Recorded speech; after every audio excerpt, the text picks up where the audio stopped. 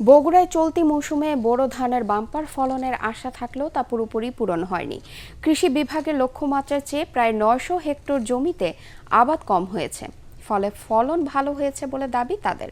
এদিকে গাবতলী এবং শিবগঞ্জ উপজেলার বিভিন্ন এলাকায় মাজরা পোকার আক্রমণে দুশ্চিন্তায় পড়েছেন কৃষকরা।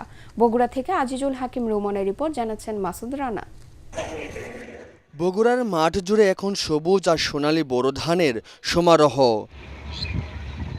জেলার বিভিন্ন স্থানে ধান কাটা শুরু হলেও মাঠে এখনো দোল খাচ্ছে কাঁচা ধান। কৃষি বিভাগের তথ্য অনুযায়ী জেলায় বোরো ধানের লক্ষ্যমাত্রা ছিল প্রায় ১,৮৭,০০০ হেক্টর জমিতে, তবে আবাদ হয়েছে ১,৮৬,০০০ হেক্টরে।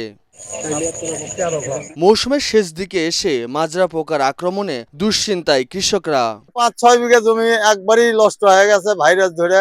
পোকার ওষুধ যদি ওরা ঠিক মতো যদি আপনাদের আমাদের কৃষক যদি পরামর্শ দিত, তাহলে সেই পদ্ধতিতে আমরা কাজ করলাম। খরচ তেমন ওঠে না আর কি, ওঠে যারা নিজে বাজে করতে পারে তারা করে ওঠে, বুঝছেন। পোকার আক্রমণের বিষয়টি স্বীকার করে কৃষি বিভাগের দাবি, অনুকূল আবহাওয়া ও কৃষকের পরিশ্রমে এবার ভালো ফলনের আশা রয়েছে।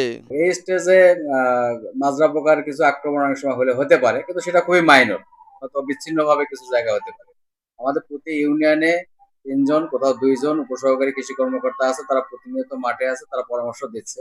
জেলা খাদ্য বিভাগ বলছে চলতি মৌসুমে ১৭,৭০০ মেট্রিক টন ধান এবং ৭২,০০০ মেট্রিক টন চাল সংগ্রহের লক্ষ্যমাত্রা নির্ধারণ করা হয়েছে। এতে কৃষক পাবে ন্যায্য মূল্য। ধান প্রতি কেজি ৩৬ টাকা, চাল ৪৯ টাকা এবং আতপ চাল ৪৮ টাকা। আমাদের যে মূল্য সরকার নির্ধারণ করেছে, এই মূল্যে কৃষক খুশি। আমরা কৃষকদের সাথে কথা বলেছি, আশা করছি যে আমরা শতভাগ সংগ্রহ সফল করতে পারব। সরকারি ধান ও চাল সংগ্রহের ন্যায্য মূল্যের দিকে তাকিয়ে রয়েছেন কৃষকরা। Bureau report, ATN Bangla.